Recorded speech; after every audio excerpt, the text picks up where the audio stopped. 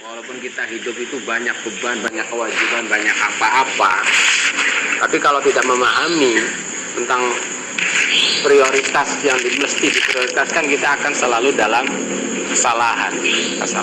Lah, salah satu ilmu untuk kita mengetahui prioritas yang diprioritaskan apa dulu, pekerjaan ini, lah ilmunya di sini. Contoh ringan gini aja lah. Kita punya keluarga, anak, istri. Terus kita kan dituntut untuk usaha. Umpamanya dari jam 7 sampai jam 12. Kita itu akan kerja, kebutuhan kita dan istri akan dipenuhi.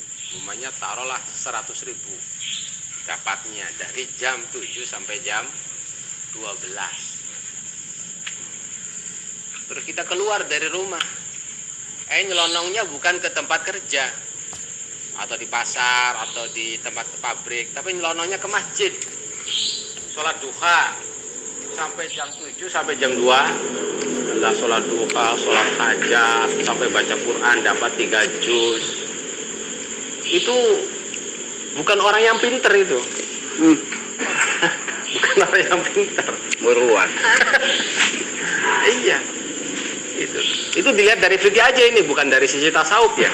Apalagi dari sisi tasawuf itu tuh. Jadi kita keluar rumah, padahal sih kita tuh ya umpamanya kan dari jam 7 sampai zuhur dapat 100.000. Dapat 100.000. Ke masjid aja lah sholat. Sholat sampai zuhur. Akhirnya kan 100.000 tidak dapat. Itu orang bodoh, itu tuh orang bodoh. Bukan orang beragama itu tuh. Orang yang bodoh dalam beragama. Kenapa? Dia kok yang wajib dikejar, diganti dengan yang sunnah gitu.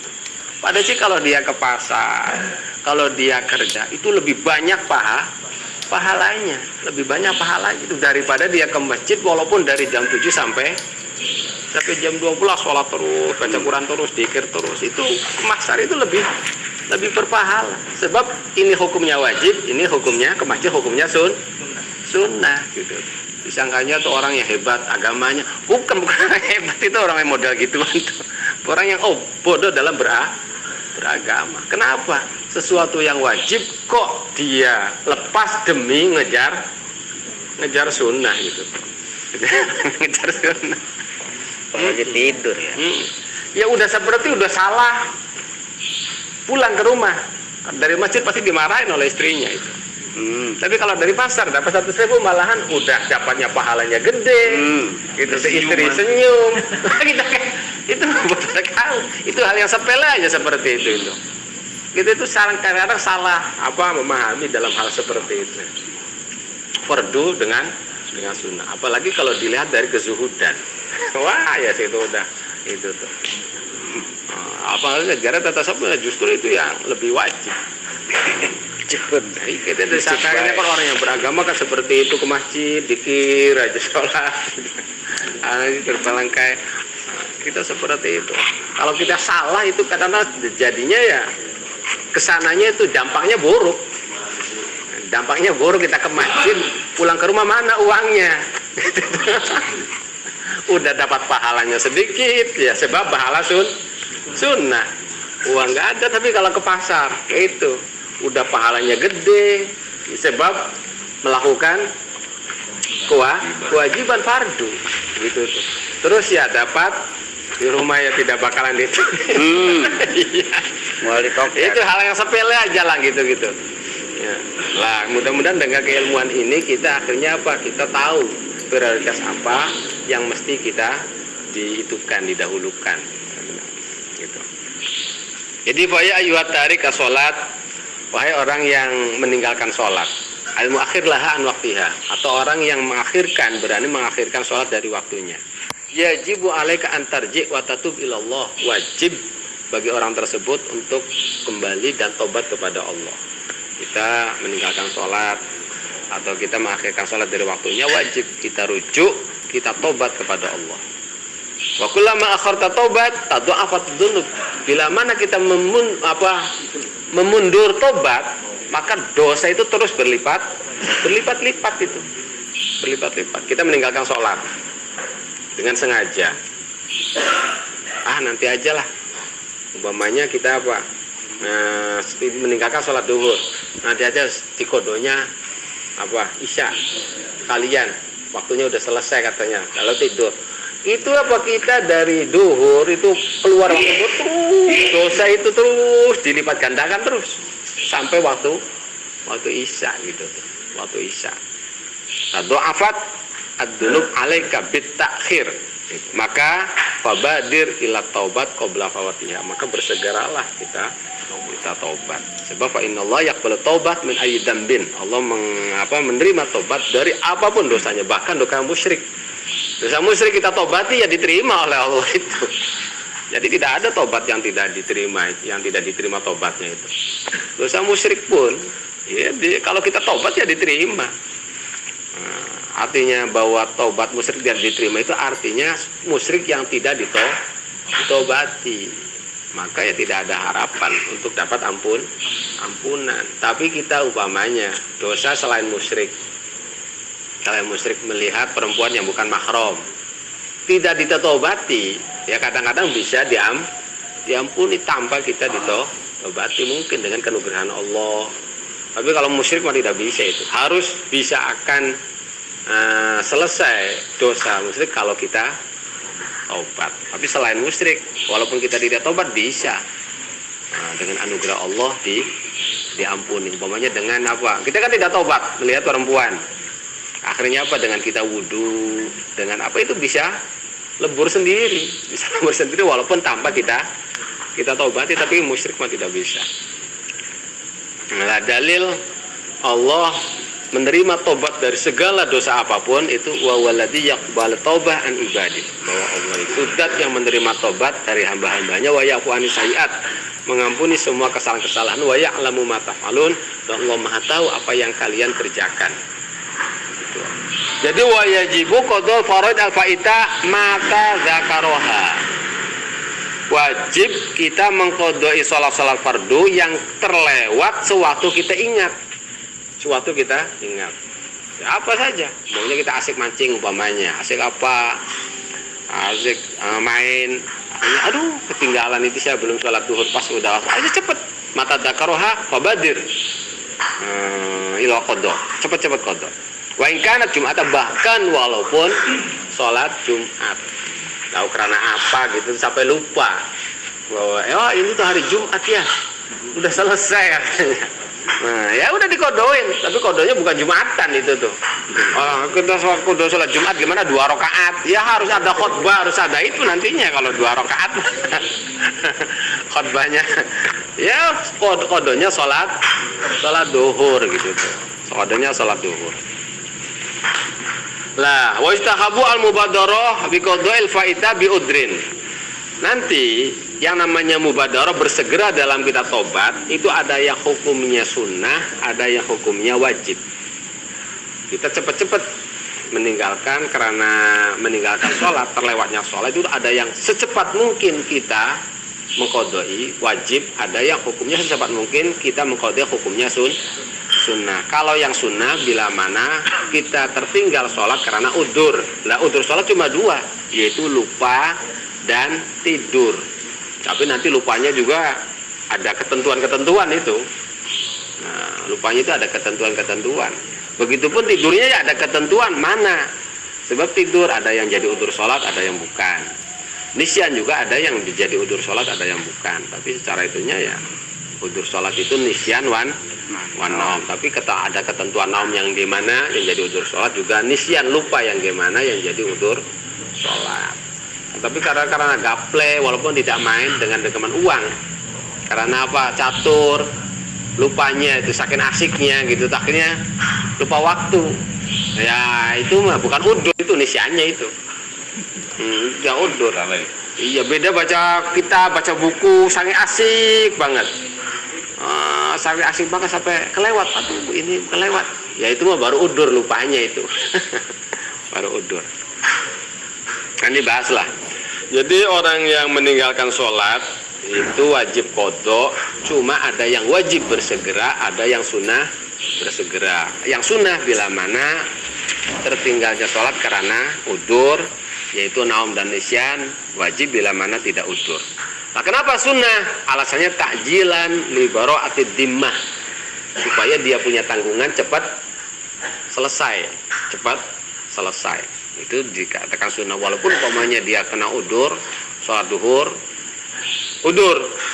meninggalkan sholat duhur itu kan sunnah ditakjil, nanti aja lah tahun depan, ya nggak apa-apa, itu nanti aja kodonya tahun depan lah sholat duhur ini, karena Nabi udur kan bebas, iya nggak apa-apa, tapi cepat kodo gitu tuh, sebab alasannya takjilan nih, memang kalau tahun depannya masih hidup nggak ada jaminan. Wa yusannu tartibul qada fawaid fayuqda as-subha dadula. Umpamanya ada orang dia punya kewajiban qada ya gampangnya mah supaya cepat dihitungan 5 waktu sehari semalam dia punya kewajiban qada. Itu gimana prakteknya? Di prakteknya itu cara mengkodonya itu apakah diacak, apakah dimulai dari isya, apa gimana? Ya tartib, subuh dulu, habis subuh terus duhur, terus asar, terus maghrib, terus isya. Itu tuh ya tartib cara mengkod. Itu sunnah. Umpamanya diacak, duhur dulu, habis duhur subuh, habis subuh asar, habis asar isya. Ya nggak apa-apa. Tapi sunnahnya gitu. Lah ini kan sesuatu yang prakteknya sama, tapi beda pahala. Kalau satu diacak, ya dapat pahala, tapi tidak ada pahala sunnah. Tapi kalau caranya seperti itu tartib, itu ada pahala sunnah. Gitu ya. Gitu. Ya nanti dihitungkanlah sama pekerjaan-pekerjaan yang lain. Itu jadi umpamanya kita punya banyak sehari semalam punya qada sholat sunnah tartib, umpamanya diacak ya nggak apa-apa. Wa kada fa yuqaddamu al-faita al-hadirah. Lah ini masalah. Gimana? Kita punya qada, tapi juga punya kewajiban sholat yang hadir. Umpamanya kita ingat, aduh iya ya, kita tuh tadi tuh tidak sholat subuh, ingatnya pas waktu duhur. Itu duhur dulu apa subuh dulu itu? Yang kita sholatin itu duhur dulu apa subuh dulu? Pas ingatnya tuh waktu duhur, taruhlah jam 2. Iya ya, kita tuh belum sholat subuh ini tuh, berarti kan wajib diqadha. Lapas ingatnya waktu duhur, itu apakah duhur dulu apa subuh dulu? Wa kada yuqaddamu al-faita ala hadira alladzi la yakhufat. Maka disunahkan itu apa? Mendahulukan sholat subuh dulu baru sholat duhur gitu. Umpamanya duhur dulu baru sholat subuh, ya sama prakteknya mah, tapi beda pahalanya. Kalau ini ada ilmunya, kalau ini kurang ilmu gitu. Walaupun prakteknya memerlukan waktu yang sama, tapi bayaran beda nanti. Kalau ada ilmunya kan beda. Jadi subuh dulu baru sholat hadirah, sholat duhur, tapi dengan catatan sholat duhurnya waktu duhurnya belum mepet. Kecuali kalau udah mepet, kalau sholat subuh dulu, duhur ada yang di luar waktu nih, ya udah wajib duhur dulu baru sholat subuh. Lah ini mah bukan masalah mepetnya. Kalau kita sholat subuh dulu nggak dapat pahala jamaah duhur, gimana itu? Kalau kita duhur dulu bisa jamaah, kalau kita subuh dulu nggak dapat jamaah duhur. Tetap kita disunahkan subuh dulu, walaupun dengan kita sholat subuh akhirnya tertinggal sholat jamaah duhur. Lah hal-hal seperti ini kan itu nanti bisa dipraktekkan dalam kita mau ini dulu ya, mau ini dalam pekerjaan itu. Ain khafa wa jamaah.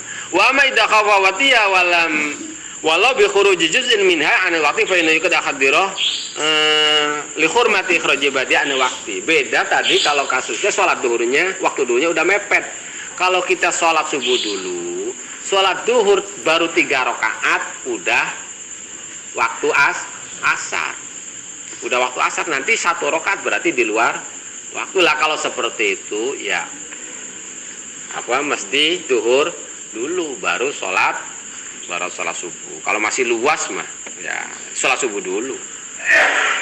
Ya, itu alasannya apa? Ya takjilan libaroati di mempercepat untuk membebaskan tanggungan.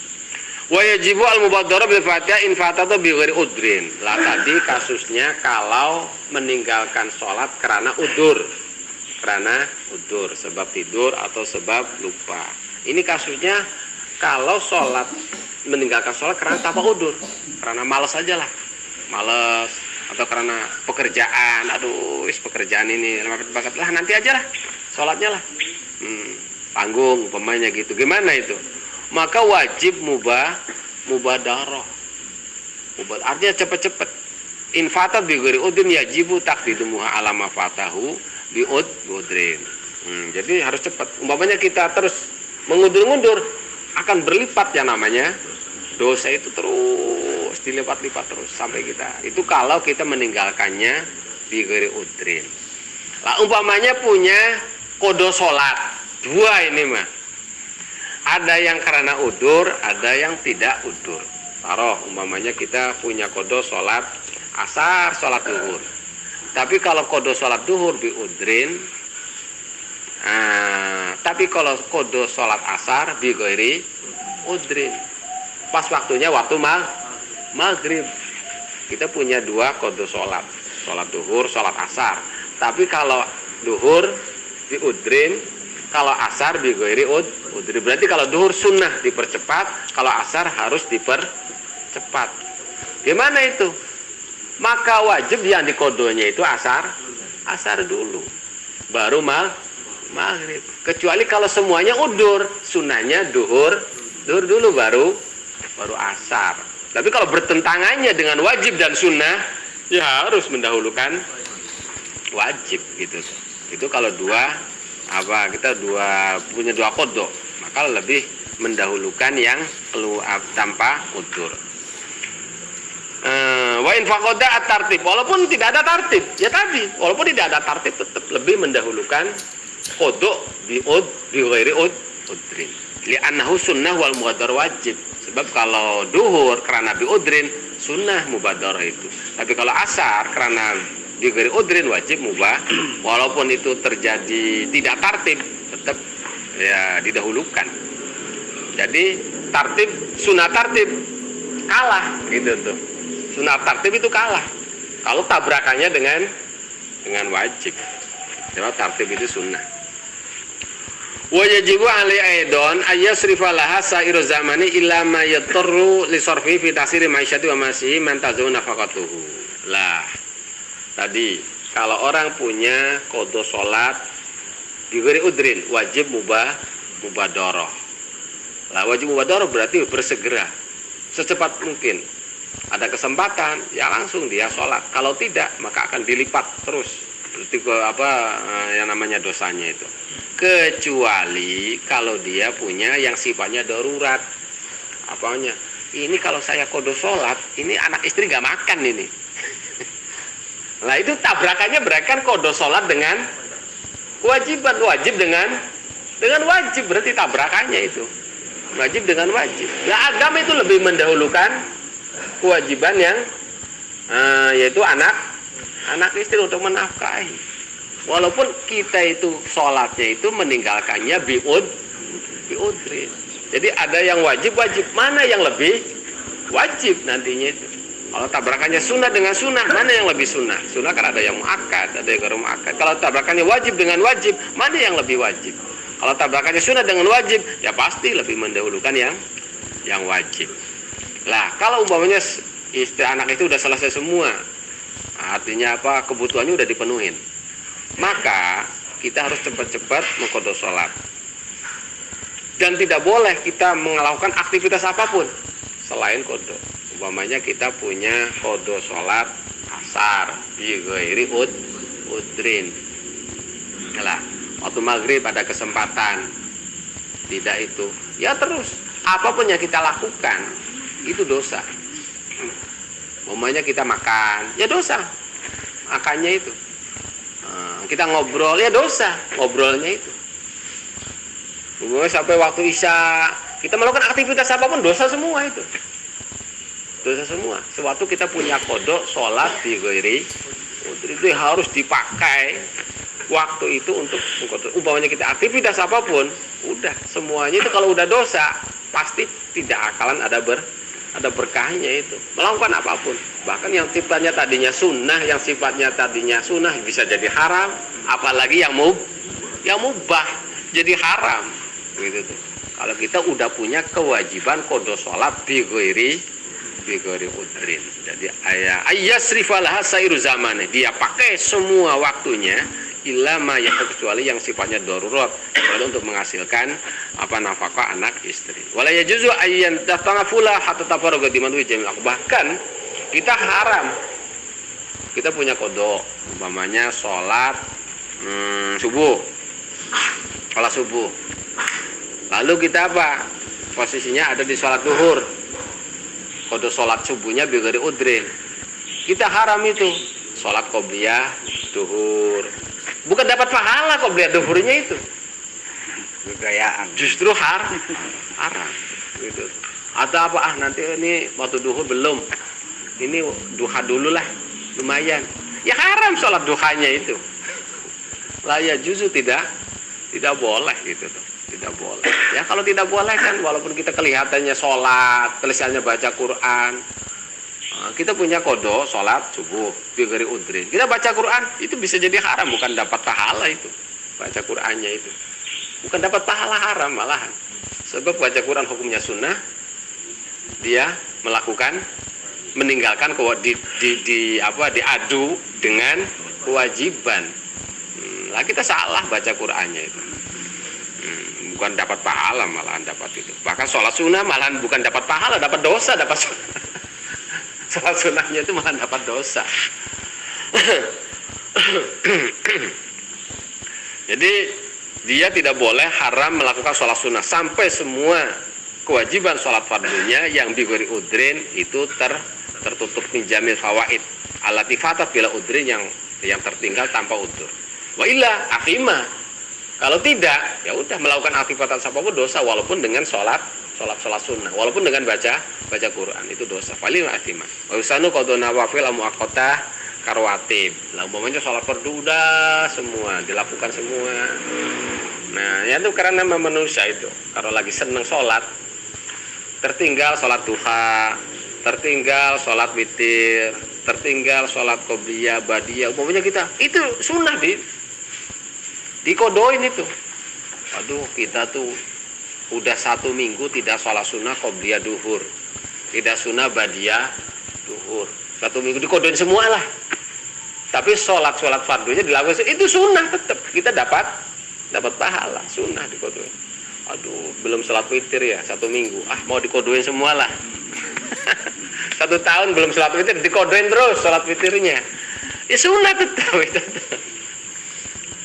Maksudnya wasanu qada nawafil tapi sholat sunnah yang punya witir punya waktu, sholat duha punya waktu, qobliyah badiyah punya waktu, ya sunnah diqada. Buat duha wal idan, bahkan sholat liraya kan sunnah, karena begadang malamnya habis subuh tidur tahu-tahu duhur, waduh nggak sholat id ini, ya sunnah dikodo, tapi yang usah khotbah gitu tuh, nggak usah takbiran. Iya gitu. Udah. Fasal ada sholat, ini selesai tentang bagaimana hukumnya. Selanjutnya bagaimana hukum kita mengulangi sholat. Itu mengulangi beda dengan mengkodok gitu. Kalau mengulangi dia udah sholat lalu sholat kembali. Man sholat sholatan shahihah walau jama'atan, barang siapa yang udah sholat duhur, bahkan sholat duhurnya berjamaah, suma adroka, lalu dia menemukan man yusolliha fil wakti, menemukan orang yang mau sholat di dalam waktunya. Aduh, saya tuh pengen jamaah, ini nggak ada. Sedangkan kita udah sholat duhur, udah sholat jamaah, duhur jamaah. Ya udah sama saya saja sholatnya. Itu sunnah kita itu. Jangan kamu telat jadi gitu ya, itunya sendiri. Jangan seperti itu. Ayo sholat berjamaah sama saya. Kamu kan udah nggak apa-apa, udah bantu kamu. Lah kita kelakuan seperti itu tuh luar biasa. Tapi males ya. Sholat juga kepaksa ini juga. Ini udah kepaksa, ini ada orang ya udah salah sendiri kamu, ya tidak seperti itu. Ayo sholat bapak saya. Walaupun saya udah sholat berarti saya membantu teman saudara kita. Lah, lalu gimana? Ya kita itu nanti sholat duhur hukumnya sunnah yang kedua itu. Sunnah lawi ada tua. Kenapa sabda Nabi? Idza shalla ahadukum fi rihlih. Bila mana kamu sholat di rumah, sumadur kal imam, kamu menemukan orang sholat. Walam yusolli, mau udah kamu boleh sholat. Lah itu dihukuminya sholat yang kedua dihukumi sunnah. Atau sholat berjamaah gimana? Kita udah berjamaah, ada lagi sholat berjamaah. Kita sholat lagi, boleh nggak? Ya tergantung.